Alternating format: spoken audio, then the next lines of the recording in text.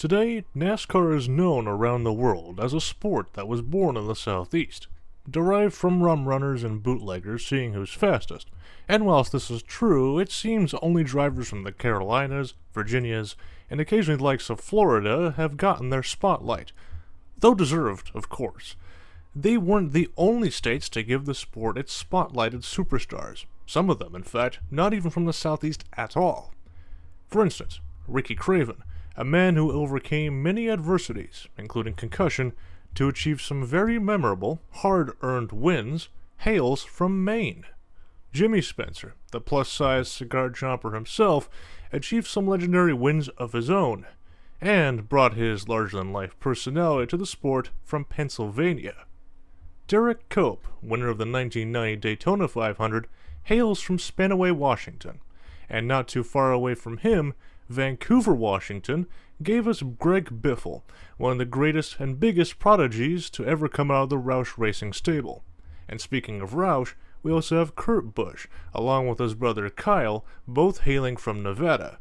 Kevin Harvick, Robbie Gordon, and Jeff Gordon, no relation, also have come all the way from the West Coast, from California. The speckled ASA, Busch Series, and Craftsman Truck Series champ, Johnny Benson, hails from Grand Rapids, Michigan, and the state of Arkansas would give us the fan-favorite, well-spoken, and frankly should have been, 1990 Cup Series champ, Mark Martin. Just to name a few of the outsiders. And whilst the sport is very well aware of the Elliots, particularly Bill Elliott, the state has another legend that is often forgotten. You might be thinking that I might have forgotten about another state legend in Del McCalwart, and you'd be forgiven for that. This is a man who never won a race, but most certainly never lost a party. And as it so happens, he's a damn good pool installer too, helping him pay his way through ARCA, Busch, and Cup Series races as an independent. And as great as his story is, and I'll need to cover it very soon, there is another legend from his state and his hometown. That is, of course, MC Anderson. MC Anderson Racing would open up shop in Garden City, Georgia, located a stone's throw away from western Savannah proper, and would begin racing in late 1976. Given that it was late in the season and there wasn't exactly many free agents available, as by that point even complete NASCAR newcomers would have already worked out prospective race deals, he didn't have too far to look, however, as a local dirt track superstar from Savannah, Sam Summers, was tapped for his Winston Cup debut in May of that year. His racing resume really spoke for itself, given that he had impressed deeply in local tracks like 441 Speedway, where his dominance was so immense that it led to a bounty being put in place to encourage to try and get anyone to break his win streak. Somebody would, but not before comfortably nabbing at least 10, making it look easy too. Needless to say, he wasn't exactly short of talent, and he wasn't exactly beating on amateurs either. In fact, he would very often go up against some of the most heavy hitters, such as 5-time Busch Series champ Jack Ingram, 2-time Busch Series champ Sam Ard, and 2-time Sportsman Series champ and Greetville Pickens late model track champ Butch Lindley, who he would become best friends with, until Butch's tragic death in 1990 at age 42. Speaking of age, this would unfortunately become something that would become a point of contention for MC, as whilst immensely experienced, that's for sure, but Sam was 37 years old at the time, which, for comparison, Bill Elliott would have been about 21 years old around then, and so he felt that he would be getting a little bit too long in the tooth as far as cup competition was concerned. And though he didn't have an immediate replacement in mind just yet, MC unfortunately felt he couldn't stick around with the team forever. Along with Sam, a new crew chief and David Ift was brought on board. David too was a bit of an outsider, hailing all the way from Youngstown, Ohio. That said, he came from a racing background, with his father being involved in the local dirt late model scene. There, his education would begin as early as 6 years old, with simple things like passing off tools to his old man. He was a fast learner and a quick study too, as he would even build his own dirt track car. But given how short he was, mostly due to his age, big surprise, he couldn't see over the steering wheel too good. Fittingly, though, given that this basically outlined the future of his involvement in motorsport, he would develop a certain skill set. Each of us has a certain skill set. Things we're good at, things we're not. For instance, I have the speech and social skills of a cucumber, and I'd make for a rather hopeless doctor, hence why I'm not big on public speaking or thoracic surgery. In a similar respect, he felt it would be a bridge too far to make it as a driver, so he quickly put a pin in that idea, and figured it was probably best to just building them anyway. After all, he was having tons of fun doing that, so why the hell not? The best way to learn something, after all, is by doing something you love. By the time he turned 21, he did what every person who aspires to do in stock car racing, and headed down south to pursue his passion and dreams. His first employer would be none other than Bud Moore, a legendary cornerstone of the sport. As it turns out, both to the appreciation of his newfound boss, and indeed to the assurances of his own abilities, being that he was already pretty good at what he did, meant that there wasn't much left to study. The cars from which he was working on was indeed a bigger deal, both in terms of caliber, but also in sheer size of the damn things, sure, but in his mind it was a very similar approach to what he did growing up in the first place. What he did learn, however, was time efficiency, making the most out of everything, and approaching it in a work smarter, not harder kind of way, something that would pay dividends through the rest of his career. Whilst he was quickly rising through the ranks of that organization, it quickly became apparent that his paychecks didn't match his responsibilities. If he was going to be able to feed himself and his family, it was time to look at greener pastures. Just as a quick, fun little side tangent, by the way, it was David who advised Bud Moore to give Owensboro, Kentucky's Darrell Waltrip a shot in the number 15 car for a few races. Darrell before this point was struggling to tough it out with his own team starting in 1972, the number 95 car. Buddy proved to be a perfect substitute for Bobby Isaac. Not only was he good behind the wheel, but he and David shared a good sense of humor as well. They went along like a house on fire in their interim. As a result, DW returned the favor and took David with him to Dygard, another green pasture. David also brought along none other than Robert Yates to that team as well, who went on to lead an incredible NASCAR legacy of his very own, but that's a story for another time. Other future NASCAR legends also worked there, all brought in via David, including the likes of Barry Dodson, Gary Nelson, and Buddy Parrott, just to name a few. They all shared his passion, the approach to efficiency, and most of all, and most importantly, his humor as well. Whilst the pay was better, to say that David was thrifty would be a bit of an understatement. He'd go as far as resorting to nabbing drivers' clothes from lockers and then reusing them as his own. Yes, underwear too in some cases. So it's a good thing that they had a good sense of humor about it. Some might not have taken that so well. He was, above all else, a winning and clever crew chief though, and those attributes were exactly what the Savannah-based team was looking for. Taking a short hop over to Georgia, he decided to take a chance on them, and brought along with him his know-how and good spirits. This was what made him valuable, and as such, MC figured it was worth it. 6 figures in salary worth it, no less. This was something that not even Dygard, and all the Gatorade money in the world, could ever match, much to the dismay of Bill Gardner, and of course, Darrell Waltrip. Not that the sponsor paychecks really filled the coffers of the crew anyway, as rather unfortunately those by and large went to the team owner and the driver. Whatever remaining scraps of cash would then go to the round-the-clock, incredibly hard-working crew members. Talk about unfair pay. MC didn't have such a luxury, but despite him running the team out of his own pocket, wages were sorted out big style. It really was as simple as that. A great example of this can be seen even with initial wage discussions between him and David. David wrote a figure down, which worked out to a 61 grand salary. MC? Well, it wasn't exactly a 5-figure amount. It was, in fact, $102,000. David sheepishly put the amount he put down on the paper back in his pocket, but MC assured him that he was more than okay with paying that out, as long as he and other staff, and other teams, moreover, didn't catch wind of this. As it turns out, however, they did, and folks like two-time Daytona 500 winning and two-time Cup Series winning crew chief Herb Nabb weren't too happy with the missing six figure on their paychecks and raised hell amongst their car owners in the fact that they felt shortchanged. This simple accounting discrepancy even got Junior Johnson upset, insisting that this simple matter would effectively ruin the sport itself for good.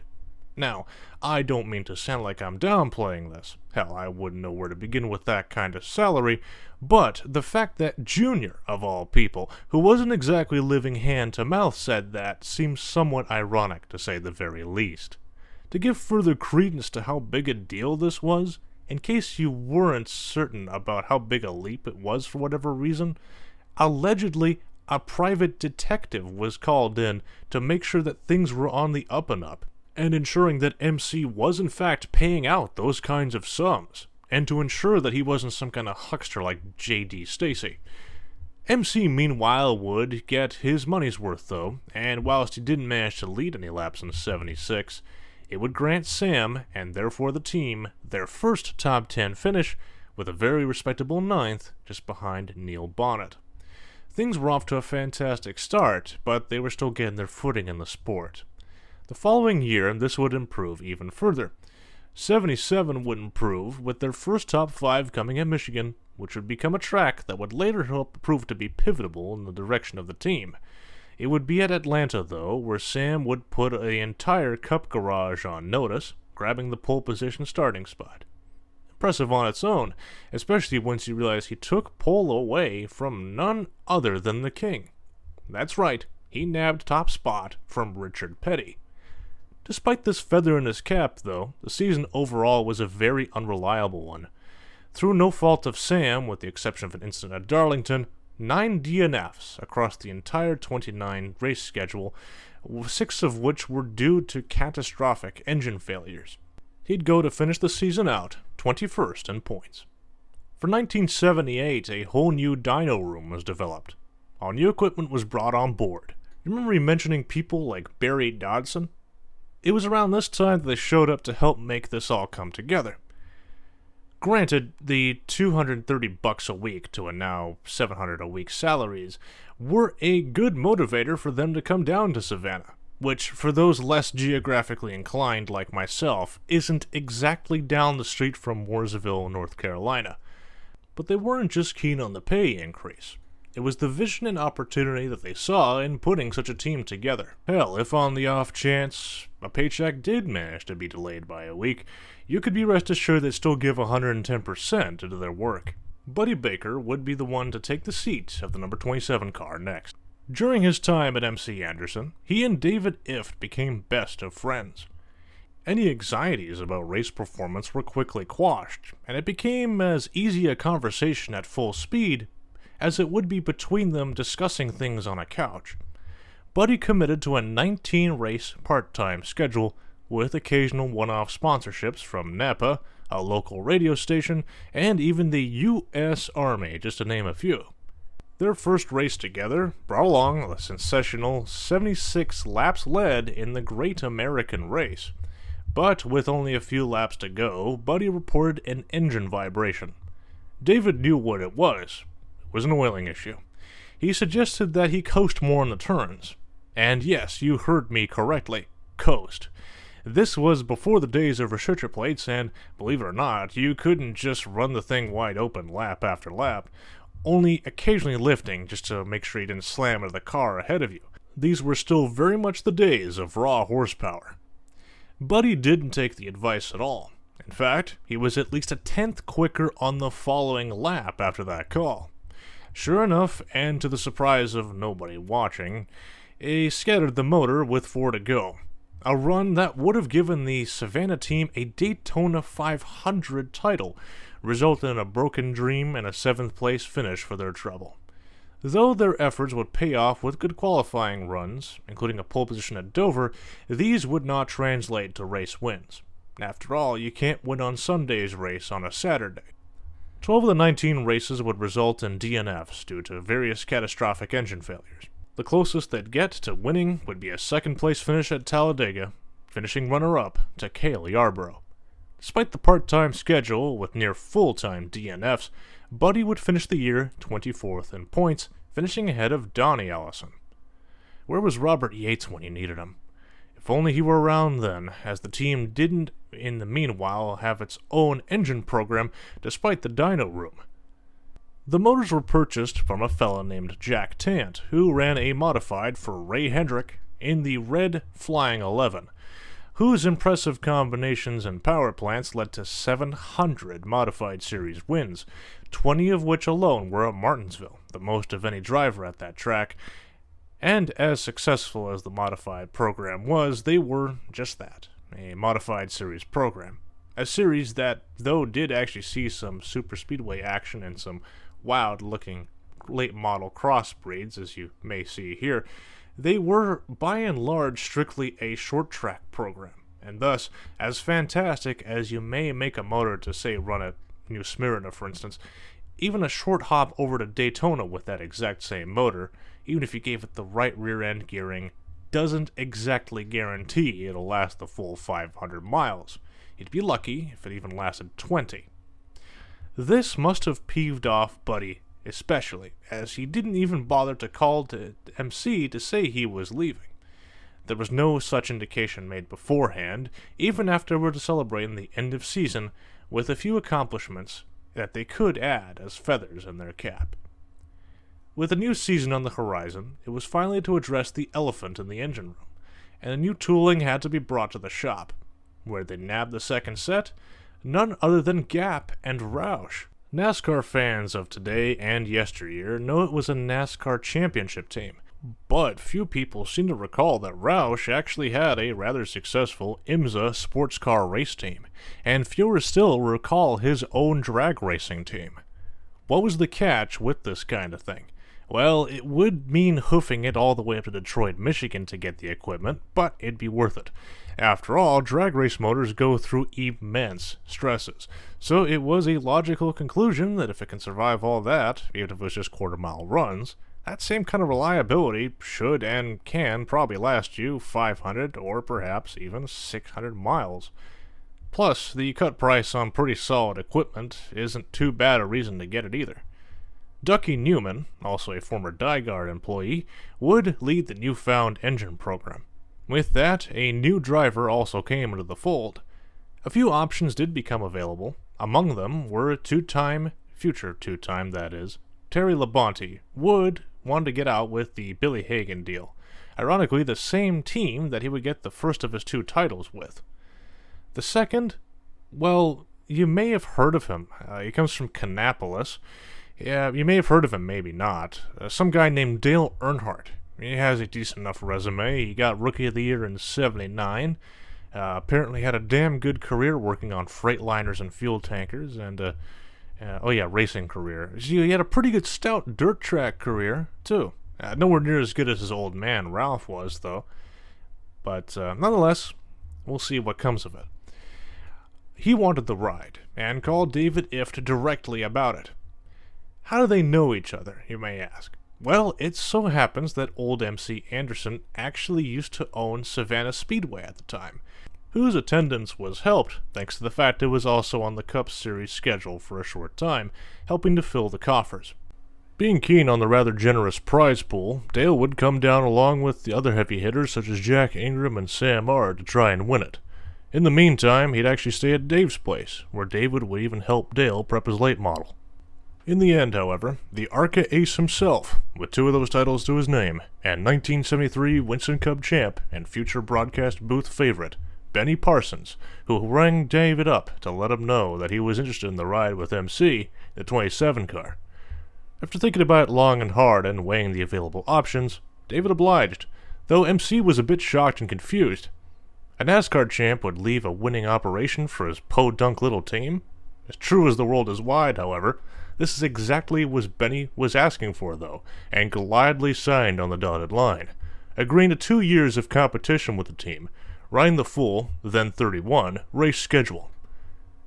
He also brought his son along with him, too, Phil Parsons, who wanted to help out. Remember that private investigator I mentioned earlier?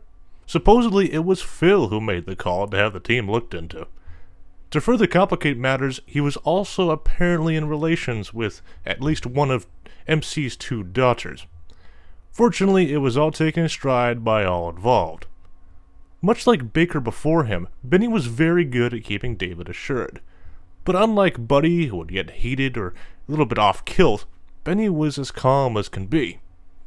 In fact, it was often David who needed to be kept calm in some instances. Lessons were also learned from their previous engine room remorse, and reliability was quickly resolved, bar a transmission failure at the first race of the season at Riverside. It seems only fitting that Benny's home track of North Wilkesboro would help them land a pole position start. The smooth operator would find himself a third-place finish behind the King as well. Benny would just lose out to Neil Bonnet at the July Daytona race, but would avenge this with a victory at his home track and a win at the final race at Ontario in California. This was an Indianapolis-shaped speedway. He'd finished the year out 5th in points, with plenty of top 5s to boot, finishing just behind Cale Yarborough. 1980 would begin with a season review. Given that the previous year was the best that the little operation had finished in a season, it was now felt that a better finish, and maybe even a cup title outright, was a very realistic possibility. With additional advice and assistance from Benny, new strategies were thought out to improve reliability and speed. MC, meanwhile, had actually found a stable sponsor in Melling Tools, which conveniently allows me to bring up an interesting point about old MC. He didn't want to be under the thumb of sponsor applications, which is fair enough, even if that did mean having to be a bit careful at times, which seems a bit odd to say out loud, given the types of paychecks he was writing enough to bring complete shock to the entire NASCAR garage area, but nonetheless. A PR director from Melling insisted to offer no less than 10 grand. Tire and other upkeep bills sorted. They even offered to deal with the decal situation all by themselves, not even hassling the team. It was David Ift, though, that sorted this out on MC's behalf. Then this meant a visit to Detroit, Michigan once again. Initially, it was to be a one-race sponsorship, just to have it on the car from Michigan. Despite this, it was unfortunately Benny's last year with the team, and he knew it. If there was ever to be a glitch in the outlined plan, it would be his temperament. Not that he'd be any less of a pal to work with, but it would weigh heavily knowing that his replacement was imminent. Despite this, and go figure another transmission-going kabang in the California desert, the season was a strong one, resulting in runner-up finishes at Darlington, Martinsville, and the Old Nashville Fairgrounds, ensuring strong, consistent finishes to keep them in the running. As good as all this news was, the best was yet to come. The reliability in the engine room even paid off, as it would go the full 600-mile distance at Charlotte at the World 600, even landing them in victory lane. Clever scuffed tire strategy and equally clever fuel strategy, along with Benny's calm demeanor, made sure the car was in good shape as well, giving the team a newfound jewel in their proverbial crown. David even got to meet a lifetime hero of his that day too, that being baseball legend Bob Feller. Bob gave him his rightful congratulations and a signed baseball. A baseball which, by the way, helped him get out of a traffic stop on the way out of the track too. To this day, many fans of this era call this the greatest 600-miler ever run. Now, I'm biased because, frankly, I love the history of this race team, but you're doing yourself a massive disservice if you don't watch it at least once. If I remember to, I'll even link it right here in the description for you to watch. Apologies in advance if I don't. I can be an absolute goober. Anyhow, if that wasn't impressive enough, a pole position start and victory at Michigan gave them an incredible flag-to-flag run, leading the most laps, with 75 out of the 200. Leaving the juggernauts out Junior Johnson's team and their driver Cale Yarborough to settle for second. A third-place finish at the second Nashville race would move them up the order even further, though a DNF at Pocono the following weekend would derail the team. Still, though, top 5s would come their way again, and also fiddly enough, they'd round out the season again with a victory at the season closer at Ontario. Whilst the title would go on to future 7-time champ, Dale Earnhardt, should have got that drive when they had the chance, huh? They still managed a very, very commendable third in points, finishing ahead of another 7-time champ, Richard Petty. This would be the team's best ever Winston Cup Series finish. I'd be remiss to mention that none other than Marty Robbins actually did a one-off start for the team, a number 6 car, at the late-season Charlotte race. That is, until a crash sidelined that. So, Wasn't too much fanfare, and I'm sure Marty wasn't too happy about it, but nonetheless, go figure. A superstar performance for the team included a superstar personality in their stable for at least once. Speaking of legends and champions, 3-time Cup champ Cale Yarborough decided to leave Junior Johnson to head to the number 27 car, which meant that instead of alternating from a Chevy or Oldsmobile through a season, he'd now be seated in a Buick Regal sporting Valvoline colors. Originally, this was also to be a Melling Tools-backed car, with the original deal being somewhere in the ballpark of $320,000 or so for the season, agreed upon over a simple handshake and beer. This was also a surprise entry for the team, though he agreed to ride on the simple condition that this would be a part-time effort. Cale wanted to see his family more often, and was already competing in the sport for at least 24 years at that point. His career was moving into the proverbial rear view, and felt it appropriate to dial back. It suited the team fine, as it was also a similar sentiment among some of them. He would agree to 2 years of competition, starting with an 18-race schedule for 81. Of those 18 races, 7 of those, however, would result in engine failure. Not a good look for a motor oil company backing you. Despite this, pole position starts and even wins would come their way, with a first-place starting spot at Rockingham, resulting in a runner-up to Junior Johnson's new boy, Darrell Waltrip, a win at Atlanta, and a dominating flag-to-flag run at Daytona in July. Fortunately for the team, David Ift would leave MC Anderson before the fall race at Rockingham. Taking his seat would be Pennsylvania's Pete Peterson, though only for 2 races. Cale would finish the season out 24th in points, matching Buddy Baker's attempt, and finishing ahead of multi-championship car owner Richard Childress. 1982 would see another Junior Johnson import into the team. Coming off a championship season with Darrell Waltrip, Tim Brewer would find his seat on the pit box. Makes sense, given he was the fellow responsible for at least one of Cale's championship trophies. It'd be a perfect pairing, and much like Cale, Tim was starting to get keen on dialing back a bit, and wanting to see his family more. Plenty of prep, as usual, went to Daytona's Speed Weeks, resulting in a win in his 125-miler qualifying race. And though they didn't win the Busch Clash, he damn near would have won the 500 proper, if not for some rather unusual aspects of the back bumper of Bobby Allison's Gatorade machine. For those who don't know, no back bumper, at least in NASCAR, actually does you some good.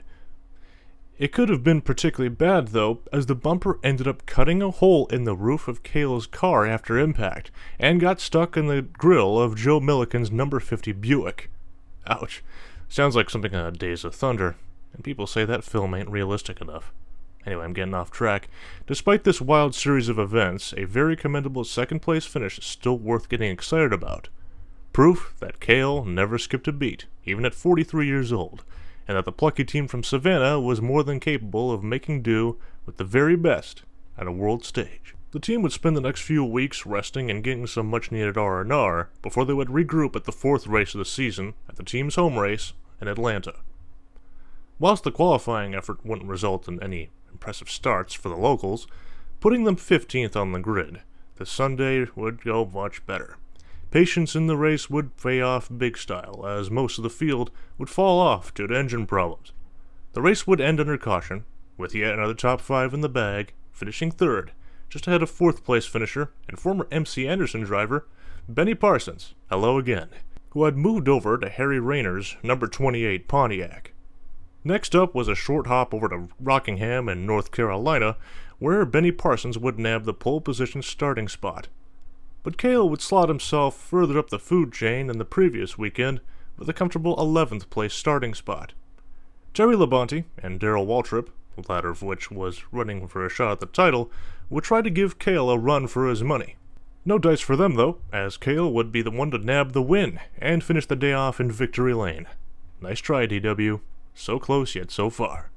Bolstered by their first win of the season, it was time for a short jog over to Darlington, where they'd find themselves a 9th place starting spot on the grid. Whilst this made their lives a little bit easier, the same could not be said for the rest of the field.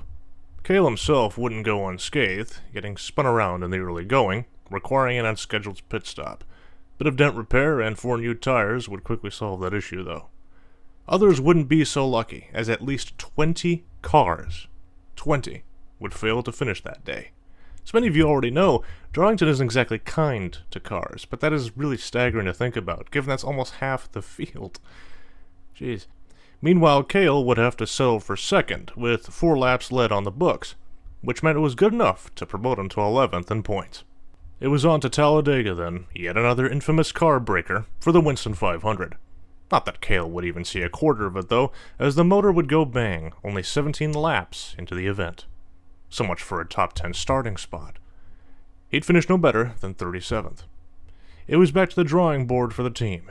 The next 3 weeks were instead focused at the shop, no doubt a huge chunk of it trying to find out what the hell happened in the engine room. They did back on the road again, with lessons learned paying off, resulting in a 5th place starting spot at Charlotte. It's a good thing they paid extra attention too, given this was a 600-mile race. That's right, they were back to hit the Enduro once again. Had it been a similar engine debacle like the week prior, it would have been at best a 6-miler, assuming the car would have qualified to begin with. However, they managed a top 5 start, and it netted them a top 5 finish, with a 4th place, just ahead of another familiar MC Anderson face. It was guess who? Buddy Baker, who was now driving for Haas Ellington, the number 1 Uno Buick. Heading up north to Pennsylvania, the best they got out of qualifying though was a 27th place starting spot. Not completely god-awful, but damn near, as expectations by this point were far higher than that. It was a moot point anyway though, as unfortunately the motor would call it quits just before the halfway mark, relegating them to at best a 28th place finish that day. As is practically tradition at this point, as you probably already guessed, this meant headed off to the shop to regroup and rethink. The team would come back from their now 2-week hiatus and back up north again to Michigan. Modified racing legend Ron Bouchard would take the pole, driving the number 47 Buick, the second of his career to that point. Cale, meanwhile, would take a comfy 4th place starter on the outside row. At Michigan, the name of the game is speed. It may not be a super speedway the likes of Daytona or Talladega, but similar philosophy applies, and as such can, and often does, become more of a fuel mileage race. Patience, once again, was the order of the day, which is something that the veteran driver had plenty to give, nabbing them yet another victory. In simply dominating fashion. Cale led the most laps to boot, and it's not even close. Runner-up spot would go to Darrell Waltrip, who now worked himself into 3rd in the championship fight. These high spirits and equally high hopes were short-lived, however. For the next 2 races, mechanical maladies would plague the 27 car yet again. A 5th place starting spot the July Daytona race should and would have given way to a victory lane this time to avenge their Daytona 500 attempt, but they'd have to retire the car early due to severe handling problems instead. The following week, in the return to Pocono, would even see them grab pole position, and at first it would seem like they'd at least get to finish out the race strong, but the motor had other ideas, and blew up just after the halfway mark this time, giving the win to Bobby Allison. Another glimmer of hope would come at the second Talladega race, finishing 4th, but the following race at Michigan showed there was still some bad luck left to be doled out. Which mechanical problem would it be this time, you may ask? Well, it wasn't a handling issue. Was it the engine? No. It was instead the fiddly gearbox that would give itself out just after halfway, after leading 28 laps in the proceedings. Given the newfound fault, it was once again time to head back to good old Savannah to give things a once-over. Better safe than sorry, and besides, like I said, it's practically tradition at this point, even late in the season. They were a part-time scheduled team, after all. They can afford to do so. Surely 2 weeks would be enough to sort things out, right? Well, let's certainly hope so. With a return to Darlington for the Southern 500, a crown jewel event, big-ticket race, Cale was no stranger to it, having almost won earlier in the season, and by this point in his career, he already had 4 Southern 500s to his belt. Could today be number 5? Well, surprise, surprise, indeed it was. And just like that, he permanently penciled himself into the history books, as the first, and as of writing, the only 5-time winner of the event. A huge achievement for himself, and by extension, the hard-working efforts of Tim Brewer and the entire MC Anderson team. After so much deserved celebration, it was once again time to make a short haul over to Savannah. This time, another hiatus was in order, though for once, not for the sake of addressing mechanical faults. Instead, it's about the future of the team itself. Earlier that season, Cale had turned down an offer from MC to run the next year's full-time season, with the goal of taking the championship title, which wouldn't be the end of the world if not for MC's own stubbornness. He had apparently told a local reporter that if Cale didn't agree to run full-time for 83, MC wouldn't run in motorsports at all, and bow out altogether. Now, there was no real way that a mudraker would hold him accountable for this, whether they were a local reporter or not, and, push come to shove, he could have found somebody else for the full-time effort. But he believed that his word was as solid as Georgia clay, and in turn, had already made up his mind. These discussions had already started leading up to Rockingham, but it would be post-season where actual negotiations would be undertaken. The first bids for the team came from Raymond Beadle. Those who have seen my Tim Richmond video will be already somewhat familiar with the name. Raymond Beadle was a drag racer out of Texas who ran the famous Blue Max with more than a few championships to his credit, and had a sprint car effort under him as well, with sprint car superstar Sammy Swindell at the wheel. The second bid, that came from Hal Needham, a fella who needs a little bit less introduction, but just to give the rundown, the legendary director, stuntman, and certified paratrooper badass had already put his funds from his immensely successful films into his own race team in 1981 with none other than Burt Reynolds to form Mach 1 Racing. The intent here isn't exactly clear to me, so forgive some speculation. MC had, as I've mentioned earlier, a rather successful tenure. Mach 1 themselves weren't doing too bad, though. In fact, it was their team, specifically the number 33 car entry, driven by Harry Gant, that landed third in points for 1981, despite not winning a single race. Perhaps this was the idea. A third car, to supplement the number 22 and the number 33, would make for a powerhouse organization, assuming the pieces would come together. It isn't actually that hard to imagine that being reality either. You might be wondering why that might be. Who the hell was supposed to take that seat had the deal had come together? Well, believe it or not, this was actually to be, and I'm not kidding, none other than Tim Richmond. Yeah, you heard that right. There was a likely outcome where Stan Barrett, Harry Gant, and Tim Richmond all could have been teammates. I'll let you stew on that for a bit. In the end, though, the deal went to Raymond Beadle, and the rest, as they say, is history, and one that, if you're so interested, I'll happily cover over at another time. Thank you all for watching, and hope you enjoyed the history of a race team that, whilst wasn't here for a long time, was here for a great, and as it turns out, rather successful time. This team was a little bit before my time, so I am curious to see the older fans' input and some of y'all's memories around this time. Did their success come as a surprise to you? Have your say. Thanks again, and see you soon, with some more stories, along with some more stories from the Peach State.